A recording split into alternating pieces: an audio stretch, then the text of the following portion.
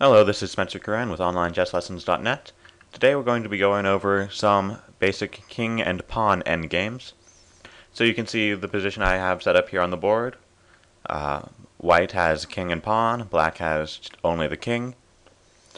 And the goal here for white is to promote the pawn to a queen, and then that queen can be used to checkmate the king, as I've shown in a previous video. Black is going to try to prevent the pawn from promoting, either by capturing it or by getting himself into stalemate, thus ensuring a draw. So,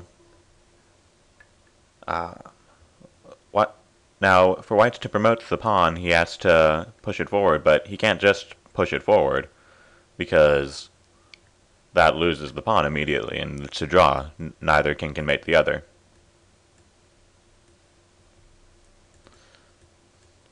So he has to try to move his king forward to defend it.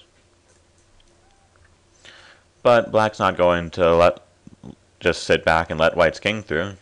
He's going to move to block.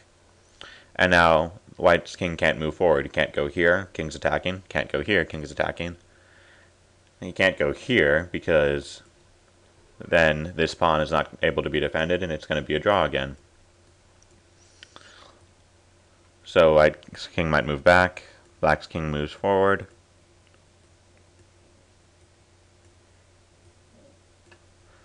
And, white may push the black king down the board.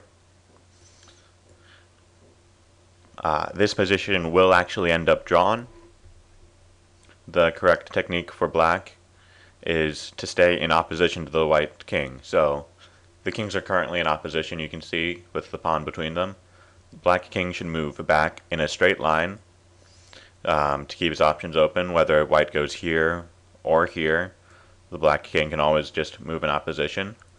White doesn't have anything better than playing check. Black goes here, white's forced to move here to defend. Black simply moves back one more square. Again, either here or here.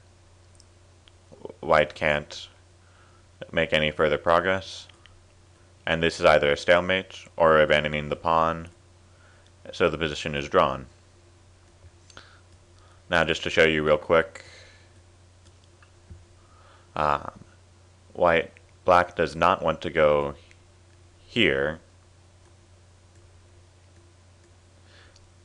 Actually, he still can. It's still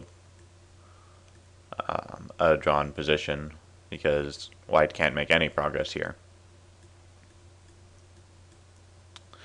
So how does white manage to promote a pawn, then, against a king who's going to block? What you have to do as white is keep the king in front of the pawn. If the king is in front of the pawn, he'll be able to defend it. So let's say it's white to move here. He goes, let's say, to e5, keeping the kings in opposition. Stay in front of your pawn. Black has to move one way or the other. Let's say he goes here. Whichever way he goes, you go the other way.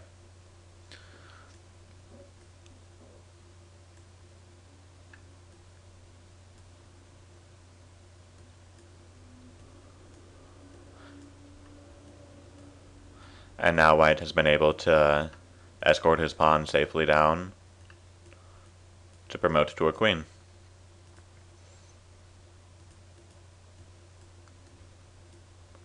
And this position is winning for white. So as long as the king stays in front of the pawn, you'll be able to protect it and promote it. An important exception to this rule is when you're talking about an edge pawn. So let's say we have this position.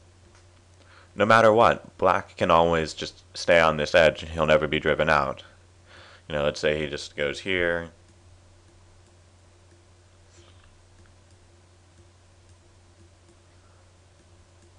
White can never get him out of this corner.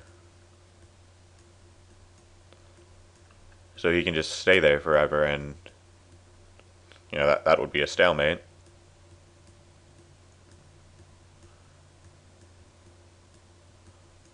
And you can see black will never be forced out of the corner, so if you have an edge pawn, that is not winning for the side with the pawn. It's always going to be a draw.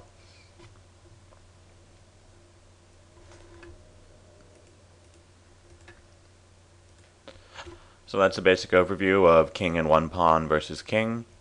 It is a draw if the king is behind the pawn or the pawn is an edge pawn. Otherwise, the side with the extra pawn should be able to win with correct play. I hope that was informative, and we'll be able to continue the Endgame series later with minor pieces next time.